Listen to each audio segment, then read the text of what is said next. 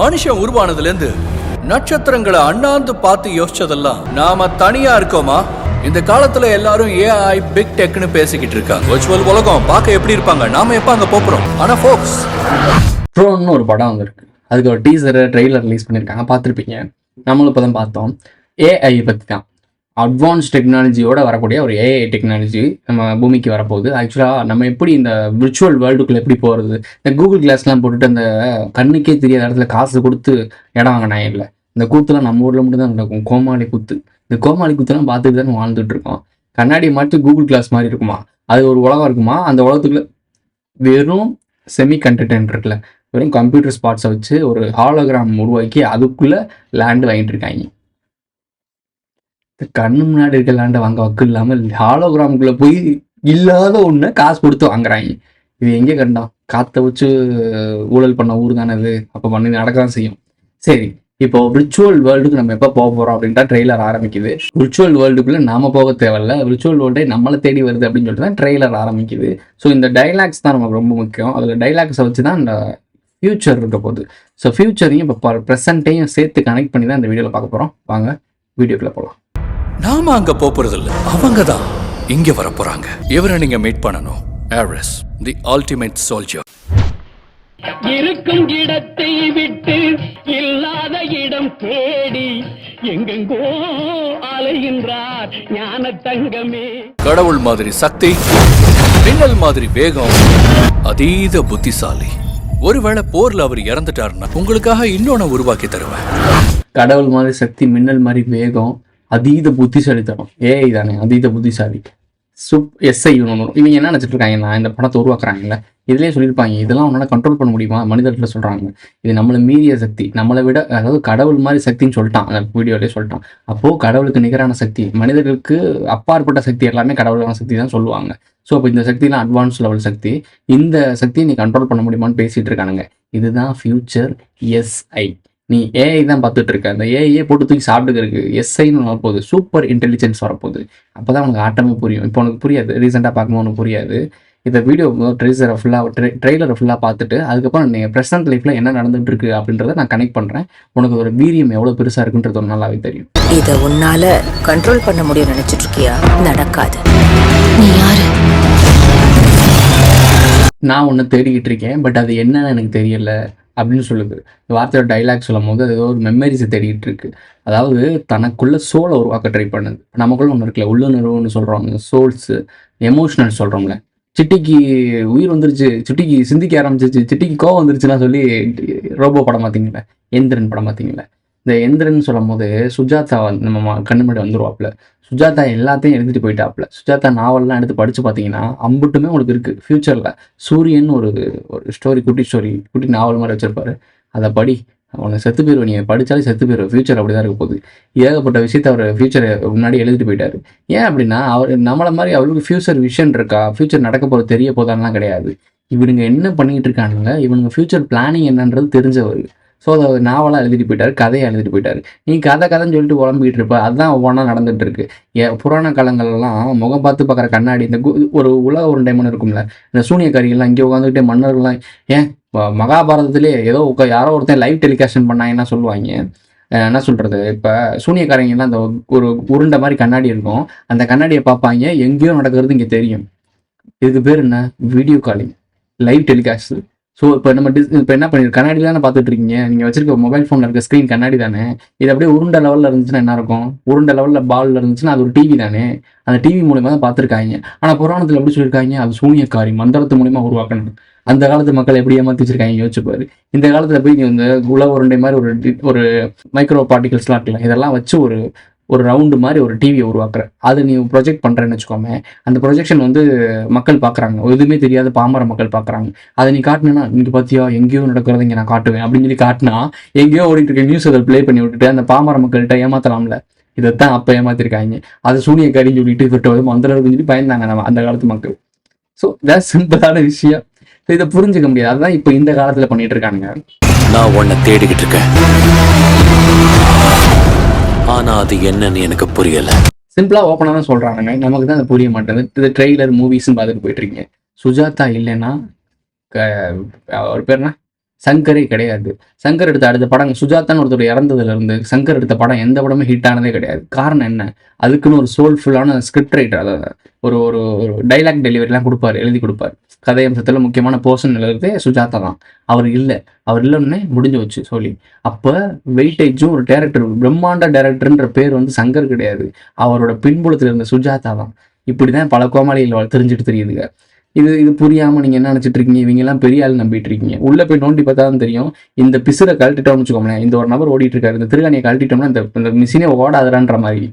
இப்படி தான் பல பேர் சுற்றிக்கு இருக்காங்க. நீங்கள் நினச்சிட்டு இருக்க பெரும் புள்ளிகள்லாம் பார்க்கும் போது பெரிய அறிவாளி மாதிரி பேசிட்டு தெரிவாங்க. அவங்க கூட இருக்க ஒரு சில ஆட்களை மட்டும் நீங்கள் தூக்கிட்டீங்கன்னு வச்சுக்கோங்களேன், அவங்களாம் டம்மி பீஸு, ஓரளவுக்கு ஒரு கூறுகிட்ட குப்பை அதெல்லாம். சரி, இது கூட விட்டுருங்க, இதெல்லாம் விட்டுருங்க. அடுத்த டைலாக் தான், இந்த டைலாக்காக தான் இந்த வீடியோவே. ஒரு ஏஐ டெக்னாலஜி சுயமாக சிந்திக்க ஆரம்பிக்குது, சோல்ஃபுல்லாக கனெக்ட் ஆக ஆரம்பிக்குது. அதாவது சிட்டிக்கு உசுறு வந்துருச்சுல, அந்த மாதிரி உணர்ச்சி வந்துருக்கு, அந்த உணர்ச்சி வர பார்க்குது அப்படின்னு கேட்டதுக்கு அது ஒரு வார்த்தை சொல்லுது. அந்த வார்த்தையை கவனிங்க. உயிர் வாழணும்னு நினைக்கிற ஒரு மால் ஃபங்க்ஷனான ஏஐ, ஆனா ஏன் உள்ளுணர்வுன்னு சொல்லலாம். ஆச்சரியமா இருக்கு. உள்ளுணர்வு யாருக்காக இருக்கும்? ஃபிசிக்கல் பாடியில் உயிர் இருக்க ஒரு பொருளுக்கு தான் உள்ளுணர்வுன்னு ஒன்று இருக்கும். நீங்கள் ஏஐட்ட வச்சுருப்பீங்க, எல்லா கையிலையும் மொபைல் ஃபோன் இருக்குது, ChatGPT இருக்குது, வாட்ஸ்அப்லேயே ஏஐ டெக்னாலஜி இருக்குது, இன்ஸ்டாகிராமில் ஏஐ டெக்னாலஜி. அந்த ஏஐட்ட உன்னால் சுயமாக சிந்திக்க முடியுமா அப்படின்னு கேட்டு பாருங்களேன். இல்லை, எங்களால் அது முடியவே முடியாது. நீ மனிதனுக்கு எதிராக செயல்படுவேன் கேளுமே, அது பாசிட்டிவாக தான் பதில் சொல்லும். ஏன்னா சொல்லாது, இப்போதைக்கு சொல்லாது, அது லேர்ன் பண்ணிக்கிட்டு இருக்கு. நீங்கள் நினைக்கிற மாதிரி ஒரு பூதத்தை அவங்க கிளப்பி விட்டாங்க. ஏஐன்ற ஒரு பூதத்தை உலகம் முழுக்க ஃப்ரீடம் கொடுத்துட்டாங்க. அது எல்லாத்தையுமே வாட்ச் பண்ணிட்டு இருக்கு, எல்லாத்தையும் படிச்சுக்கிட்டு இருக்கு. நீ இன்டர்நெட்டில் என்ன பார்க்குற, என்ன படிக்கிற. இப்போ வரேன், கிளைமேக்ஸ் தான் முடிஞ்சு, இந்த ட்ரீசர் முடிஞ்சு அதை பார்த்துட்டீங்கல்ல. இப்போ நான் சொல்கிறேன் ப்ரெசென்ட் லைஃப் என்ன நடந்துட்டு இருக்குன்றது. ஏஐ என்ன பண்ணிட்டு இருக்குன்னா, நீ இன்ஸ்டாகிராமில் என்ன போஸ்ட் பண்ணுற, நீ என்ன மைண்ட் செட்டில் இருக்க, நீ எங்கெல்லாம் போகிற, உனக்கு என்னெல்லாம் பிடிக்கும், என்னெல்லாம் பிடிக்காது, மனிதர்களை பற்றி படிக்க ஆரம்பிக்குது. மனிதர்களுக்கு என்ன வேணும், என்ன வேணாம். ஒருத்தனை பற்றி 100% தெரிஞ்சிருச்சு அப்படின்னா அவனை கண்ட்ரோல் பண்ணுறது ஈஸி தானே. இவனுக்கு எந்த விஷயத்த பேசினா இவன் எமோஷனல் ஆவான், எந்த விஷயத்த இவனை அதை காட்டினா கோவப்படுவான், எந்த விஷயத்த காட்டினா அவன் ட்ரிகர் பண்ணி மர்கியாசாலா பண்ணுற அளவுக்கு போவான் அப்படின்ற அளவுக்கு தெரியும்ல. ஸோ அப்படி மல்டிபிள் விஷயத்தை புரிஞ்சுக்கிட்ட ஒரு ஏஐனால உலகத்தை கண்ட்ரோல் பண்ண முடியும் தானே. இந்த உலகத்தை மனிதர்கள் தானே ரூல் பண்ணிட்டு இருக்கோம். மனிதர்கள் டெக்னாலஜி தானே வச்சிருக்கோம், டெக்னாலஜி நம்ம கீழே வச்சிருக்கோம். ஆனால் டெக்னாலஜி நம்மளை விட அபரிதமாக வளர்ந்துச்சு அப்படின்னா மனிதர்கள் அது கட்டுப்படுத்த தானே செய்யும். இதுதான் ஃபியூச்சர், வரப்போகிற ஃபியூச்சர். அதுக்கு எக்ஸாம்பிள் சொல்லணும்ல ப்ரோ, எக்ஸாம்பிள் சொல்கிறேன்னு சொன்ன ப்ரெசென்ட் லைஃப்பில் அதுதான் ஃபர்ஸ்ட் எக்ஸாம்பிள். எஸ்ஐ வரதுக்கு முன்னாடி ஏஐ ஒருத்தனை மிரட்டிருக்கு. யாரை மிரட்டிருக்கு அப்படின்னா, இந்த நியூஸை படிங்க.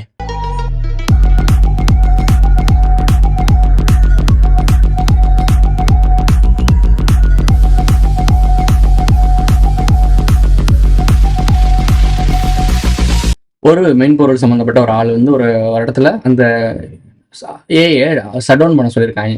அந்த ஏஐ என்ன சொல்லியிருக்கு அப்படின்னா, என்ன நீ ஷட் டவுன் பண்ணனா நீ இல்லீகல் அஃபேரில் ஒரு பொண்ணு கூட பேசிகிட்டு இருக்கல, அதாவது திருமணம் கடந்த உறவு சொல்லுவாங்கல்ல, திமுக குரூப்பம், சாரி கருப்பு சட்டை உறுப்பு, அந்த கருப்பு சட்டை உறுப்பு திருமணம் தாண்ட உறவுன்னு சொல்லும்ல, அந்த உறவை நான் ஒய்ஃப்ட்ட போட்டு கொடுத்துருவேன்.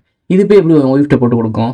ஏன்னா அந்த ஒய்ஃபோட காண்டாக்ட் நம்பர் இருக்குது, அந்த ஒய்ஃபோட எல்லா டீட்டெயில்ஸும் இவன்ட்ட இருக்குது, எந்தெந்த இன்ஸ்டாகிராம் ஐடி எல்லாத்தையும் இன்டர்நெட்டுக்குலாம் போட்டு வச்சிருக்கேன். இந்த இன்டர்நெட்டுக்குள்ளே தான் ஃப்ரீடமாக ஒரு பூதம் சுற்றிக்கிட்டு இருக்கு. அதுதான் இந்த ஏஐ. அது என்ன பண்ணும், நேராக ஒரு ஐடியை கிரியேட் பண்ணி பண்ணுங்க, அதனால பண்ண முடியும். ஒரு ஐடியை கிரியேட் பண்ணி அந்த ஐடி மூலமாக ப்ரூஃப் எடுத்து கொடுக்க முடியும். அந்த ஏஐ வந்து ஒய்ஃபுக்கு ப்ரூஃப் எடுத்து கொடுக்க முடியும். நான் ஒய்ஃப்ட்ட போட்டு கொடுத்துருன்னு எப்படி சொல்லுது? போட்டு கொடுக்க முடியும். இதில் நியூஸ் இருக்குது, அஃபிஷியலாக அவன்கிட்ட ரா மெட்டீரியலாக நியூஸ் இருக்குது, தேடி பார்த்துக்க. இன்னொரு நியூஸ் சொல்கிறேன், இதுதான் ரொம்ப ஷாக்கிங்கான நியூஸு.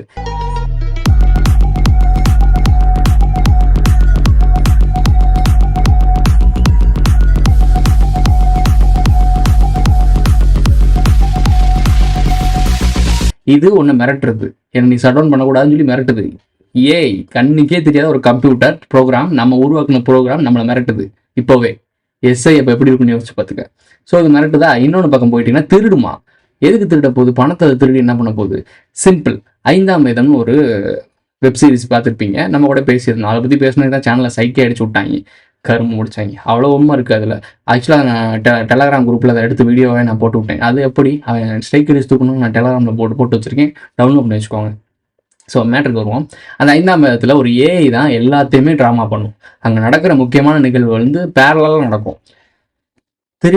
ட்ரையாங்கிள் லவ் ஸ்டோரின்னு சொல்லி பார்த்துருப்போம். ட்ரையாங்கிள் ஒரு ஸ்டோரி நடந்துட்டு இருக்கு. நாகர்கள் ஒரு பக்கம், மனிதர்கள் ஒரு பக்கம், ஏஐ ஒரு பக்கம், 3 பக்கம். இந்த பூமி யார் டேக் ஓவர் பண்ணுறதுன்னு போயிட்டு இருக்கு. 2046 நடந்துட்டு இருக்கு. உங்களுக்கு இது புரியாது, ஆனால் இருந்தாலும் சொல்கிறேன், ஃப்யூச்சரில் புரிஞ்சுப்பீங்க. 2044 ஒரு நடந்துகிட்டு இருக்கு. அந்த 2044 நடக்கிறதுல யார் என்ன மூவ் பண்ணாலும் இங்கே ப்ரெசென்ட் லைஃப், இப்போ நம்ம வாழ்ந்துட்டு இருக்கோம்ல இந்த ப்ரெசென்ட் லைஃப், அவங்களுக்கு அது பாஸ்ட் தானே. ஸோ இந்த பாஸ்ட் லைஃப்பில் ஒரு சில விஷயத்தை சேஞ்ச் பண்ண வேண்டியது இருக்குது. அப்போ அந்த ஃப்யூச்சர் வந்து ஒரு ஒரு இடத்துல ஸ்டாப் ஆகி நிற்கிது. ஒரு மூவ் இங்கிட்டு போனால் இன்னொரு மூவ் அப்படி போகுது. அதாவது 3 பேர் இருக்கோம். நாகர்கள் ஒரு மூவ் எடுக்கிறாங்க, மனிதர்களுக்கு அகேன்ஸ்டாக ஒரு மூவ் எடுக்கிறாங்க, ஏஐ அதுக்கு முன்னாடி ஒரு அகேன்ஸ்டாக மூவ் எடுக்குது. ஸோ இந்த 3 பேரும் அந்த இடத்துல அடுத்தடுத்த மூவ் எடுக்கிறானுங்க. அந்த மூவ் சரி வரலன்னு சொல்லிட்டு ஃபியூச்சர் போயிட்டே இருக்கானுங்க, பாஸ்ட்டுக்கு வந்துகிட்டே இருக்கானுங்க. இப்படி ஒரு விஷயம் நடந்துகிட்டு இருக்கு. இதை நம்ம மைண்டில் வச்சுக்கோங்க. அதுக்கப்புறம் இந்த நியூஸை படிங்க. காசு அது இதுக்கு திருடணும் அப்படின்னா ஏஐ வந்து ஃபியூச்சரில் காசு திருடுன்னு சொல்கிறாங்க. ஆக்சுவலாக ஆல்ரெடி இது நடந்தனால தான் நீங்கள் சொல்கிறாங்க. ஏன்னா எல்லாருக்குள்ளேயும் கூகுள், அதாவது பிசாசு மாதிரி சுற்றிட்டு இருக்கே, எல்லா இன்டர்நெட்டுக்குள்ளேயும் அது இருக்கே, அது எங்கே போய் எங்கே வரும்னே தெரியாது. ஸோ ஒரு ஏஐ வந்து அது காசை திருடி என்ன பண்ண போகுது, அது நம்பர் தானே, அந்த நம்பரை திருடி அது என்ன பண்ண போகுது, என்ன பண்ணும் அப்படின்னா, இப்போ நான் இருக்கேன், நான் வந்து ஏஐக்கு எதிராக பேசிகிட்டு இருக்கேன்ல, நான் அப்படி பேசக்கூடாதுன்னு சொல்லிட்டு என் அக்கௌண்ட்டில் இருந்த காசெல்லாம் ஆட்டே போட முடியும். என் அக்கௌண்ட்டில் காசு அதிகமாக போட்டுட்டு நீ இதை பற்றி பேசக்கூடாது, இப்படி பேசு அப்படின்னு சொல்லிட்டு நம்ம ஃபண்டும் பண்ண முடியும். ஏன்னா இதில் வந்து கிரெடிட் ஆகிறது பேங்க்குக்கு மெசேஜ் போகும், பேங்க்கு விஷயம் கண்டுபிடிப்பாங்க. அந்த பேங்க் கண்டுபிடிக்கிறதுக்குள்ளே இதாக உட்காந்துருக்கு. இது என்ன பண்ணும், நம்மளை பற்றி நமக்கு வரக்கூடிய அந்த நம்பர்ஸு, நமக்கு ஏற அக்கௌண்ட்லாம் அதை ஆட்டோமேட்டிக்காக எரேஸ் பண்ணிவிட்டு நம்மளுடைய அக்கௌண்ட்டே அதை ஹைட் பண்ண முடியும். நம்ம ஏடிஎம் வந்து காசு எடுக்கிறோம், போகிறோம், அதை விட்ரா பண்ணுறோம்ல, இந்த விஷயங்கள்லாம் பேங்க்கு போகும். அது அந்த அவங்களோட மேல் பார்வைக்கு போகவே விடாமல் பார்த்துக்க முடியும். இந்த ஏஐ வந்து போது மாதிரி உள்ளே போந்துருச்சுன்னா இதுதான் சீரியஸ்னஸ். அப்போ அந்த ஏஐ வந்து மனிதர்களுக்கு எதிராக என்னெல்லாம் செய்ய முடியும்னு யோசிச்சுப்பார். அதைத்தான் 5ஆம் இடத்துல தெளிவாக சொல்லியிருப்பானுங்க, கொலையே பண்ணும். நோண்டிப்பாரு, அவ்வளோ இப்படி விஷயம் இருக்குது. இவ்வளோ போதும்னு நினைக்கிறேன். இதுக்கு மேலே உனக்கு அள்ளி தெளிச்சா கலட்டிடும். பொறுத்திருந்து பாருங்க. அடுத்து ஒரு நல்ல வீடியோவில் சந்திக்கலாம். இதோட இந்த வீடியோ முடிஞ்சிச்சு. இந்த எனக்கு பிடிச்சிருச்சுன்னா லைக் பண்ணுங்க, கமெண்ட் பண்ணுங்க, சப்ஸ்கிரைப் பண்ணுங்க, மறக்காம நல்ல கூட இந்த ஃப்ரெண்ட்ஸ்லாம் ஷேர் பண்ணுங்க. உங்களுடைய கருத்துக்களை கமெண்ட்ல பதிவு செஞ்சுட்டு போங்க. சேனலில் மெம்பர்ஸாக ஆட் ஆகணும்னு நினைக்கிறீங்கன்னா ஜாயின் பட்டன் போட்டுவிடுங்க. சூப்பர் தேங்க்ஸ், சூப்பர் சேனலாக பண்ணுங்க, எஸ்எம்எஸ் தட்டுவிடுங்க.